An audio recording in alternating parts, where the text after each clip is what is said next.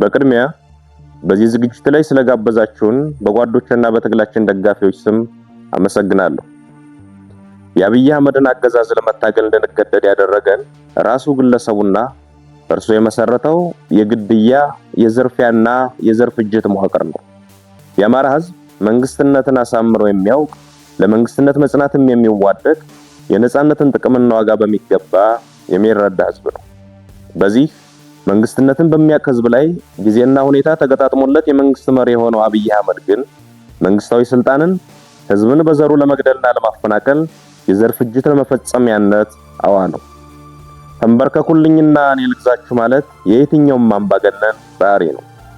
የአብይ የሚለየው ልግደላችሁና ሙቱልኝ፣ ይህንንም ሳደርግ ዝም ብላችሁ ተገደሉልኝ፣ በዘር መርጨስ ፈጃችሁም አትከላከሉኝ ብሎ መነሳቱ ነው። የአማራ ህዝብ ደግሞ አንተ ገዳይ እኛ ሟች አንሆንም ብሎ ብረቱን አንስቷል። ይህ የመጨረሻው ውሳኔ ነው። ከዚያ በፊት ህዝባችን የደም መፋሰስ ሳይመጣ የአብይ አህመድ አገዛዝ የአማራ ህዝብ ላይ የሚያደርሰው በደልና መፈናቀል፣ ጥቃትና ክፋት እንዲያቆም በሁሉም የክልሉ ዋና ዋና ከተሞች በሰልፍ ጠይቋል። በወቅቱ ህዝቡ በሰላማዊ ሰልፍ ጭምር አትግደሉኝና አታፈናቅሉኝ ብሎ ሲማጸን ራሱ አብይ የሰጠው መልስ እናንተ ጩኸታሞች የሚል ነበር። ቆይቶም የአማራን ህዝብ በብዙ ጸያፍ ቃላት መዝለፍ ጀመረ።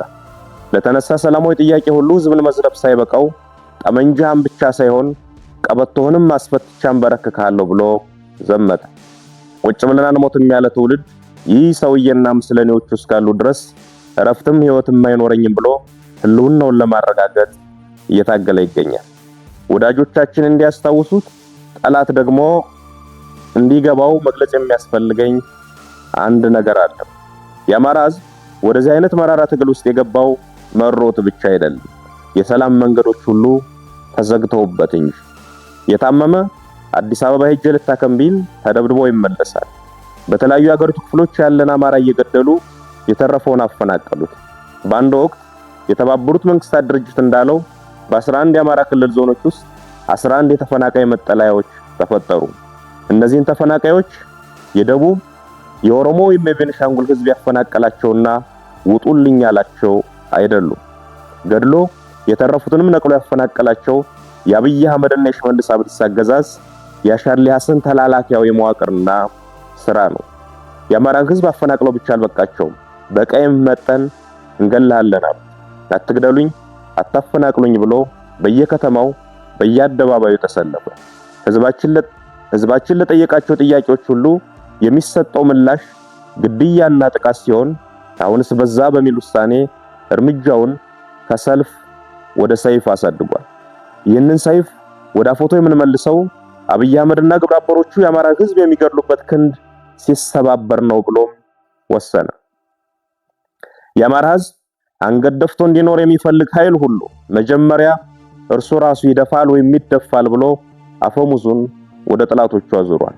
እናም ሰላም ይምጣ የሚለውን አጀንዳ የአማራ ህዝብ ገና ከማለዳው ሲጠይቀው የነበርና ጥቅሜና ፍላጎቴም የሚከበረው በዚህ መንገድ ብቻ ነው ብሎ የሚያምን እንጂ ፈልጎት ወደ ውጊያ የገባ አይደለም። ተገዶ የገባበትን የትግል እያካሄደ ያለው ሰላምን ለማጽናትና ለማምጣት በሚወዳት ሀገር ውስጥ በሰላምና ከሚወዳቸው ኢትዮጵያውያን ወገኖቹ ጋር እንደ ልማዱ በትብብርና በህብረት ለመኖር ነው። ሰላም ስትራቴጂካዊ ግባችን ነው። የትግላችን ግብም ህልውናችን በዘላቂነት ማረጋገጥና ሰላምን ማምጣት ነው። ሰላም ይምጣ፣ ጦርነት ይብቃ ማለት የጦርነት ጠማቂዎች ገለል ሊበሉ፣ የጦር ወንጀለኞች ለፍርድ ይቅረቡ ማለትም ነው። የአማራ ህዝብም ሆነ የመላ ኢትዮጵያውያን ጠላትና በፈረቃም በጅምላም እየገደለ ሰላም የነሳን ሐኪሙም ወዛደሩም ነጋዴውም አርሶ አደሩም ሰርተው እንዳይኖሩ ያደረገው የአብይ አህመድ ገዳይ መንፈስ ነው። ይህ ገዳይ መንፈስ ሰላምን አይፈቅድም። መንግስትነትና መንግስታዊ ስልጣን እጅግ ጥንቃቄ የሚፈልግና ብቃትንም ግድ የሚል ቢሆንም የአብይ ገዳይ መንፈስ ግን መንግስትነቱን ለማሳየት የሚጥረው የመግደል አቅሙን በማስፋትና በማብዛት ነው። መንግስትነት የማህበረሰብን ችግር ለመፍታት ምን ሰራው፣ ምንስ መስራት ይኖርብኛል የሚል መሰረታዊ ጽንሰ ሐሳብን ማዕከል ያደረገ ቢሆንም የአብይ አህመድ ገዳይ መንፈስ ግን ሲያሰላ የሚውለው ስንት እናት ገደሉ፣ ስንት ህፃን አረዱ፣ ስንት ሴት ስደፈሩ እያለ ነው። የአገር ልማት አቁሜ በ10 ቢሊዮን ዶላር እዋጋለሁ፣ ሺህ ዓመት እዋጋለሁ ሲል ያልሰማው ኢትዮጵያዊ የለም። ይህ ገዳይ መንፈስ አሁን ወይም የአማራ ህዝብ አስገዳጅ ሁኔታ ውስጥ ገብቶ ትጥቅ ትግል ማድረግ ከጀመረ ጊዜ አንስቶ የመጣ አይደለም። ገና ስልጣን ከያዘበት ሰሞን ጀምሮ ሲናገረው የነበረ ሆኖም በብዙ ተስፈኛ እምነቶች ምክንያት የተሸፈነለት የሚያንቀሸቅሽ ደም የማፍሰስ ግብና ግብር የነበረው ሰው ነው። አብይ አቅም የሌለው አገር መምራት የማይችል ድውይ ሰው መሆኑን ማንኛውም ተራ ኢትዮጵያዊ የተስማማበት ወቅት ላይ እንገኛለን። የአብይ አቅም ህፃን መግደልና ሴትን መድፈር ነው። የአብይ አቅም ቤተ መንግስት ቁጭ ብሎ ከ500 እና 800 ኪሎ ሜትር ላይ ሰው አልባ ድሮን በመተኮስ አራስ መግደል፣ መምህርና ተማሪ መጨፍጨፍ ነው። የአብይ አቅም የድሃ ልጅ እያስገደዱ ወደ ጦር ሜዳ እየላኩ መማገር ነው። አብይ አንድ ግራም ፖለቲካዊ ዕውቀትና እንጥፍጣፊ ወታደራዊ ችሎታ የሌለው ሰው መሆኑን ለማወቅ ባለፉት ዓመታት ያካሄዳቸውን ጦርነቶች ኦዲት ማድረግ በቂ ነው። አንድም ጦርነት ያላሸነፈ ብቻ ሳይሆን ደግሞም ማሸነፍ የማይችል አቅመቢስና አገር ጠል ሰው ነው። የአብይ አቅምና ችሎታ ኢትዮጵያን እየዘረፈ በውጭ ሀገር ፎቅ መደርደር ነው። የአብይ አቅም በቴሌቪዥን እየቀረቡ ድርድር ውሸት ማውራት ነው። አብይ ችሎታ የለውም ማለት ግን ጭካኔ የለውም ማለት አይደለም።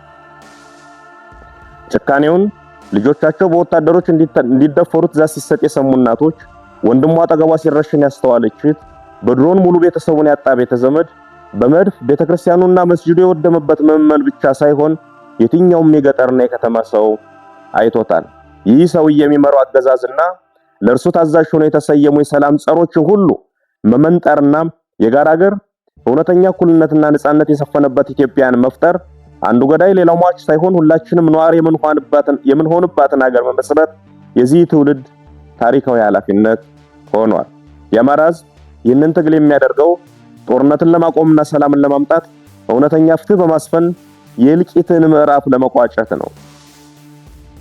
የአብይ አቅም መግደል ነውና የመግደያ በትሮቹን አስጥሎ ህዝብ በሌሊትም በተኛበት ቀንም በዋለበት እገደላለሁ የማይልበትን ሁኔታ ለመፍጠር ነው። በዚህ አገዛዝ ያልተገደለና ያልተበደለ ህዝብ የለም ብለን እናምናለን። ከዚህ በኋላ ባለችው ኢትዮጵያ ውስጥም አንዱ ተንበርካኪ ሌላው አንበርካኪ የሚሆንበት መንገድ መኖር የለበትም ብለንም እናምናለን። ሰዎችም በሙያቸው፣ በማንነታቸው፣ በሃይማኖታቸውም፣ በጾታቸውም በፈረቃና በተናጠል የሚገድለው የሚያስረውና የሚያፈናቅለው የአብይ አህመድና የምስለኔዎቹ ስብስብ በስልጣን ላይ እስካለ ድረስም የትኛውም ህዝብ ሰላም ያገኛል ማለት አይቻልም። እንደዛም አናምንም።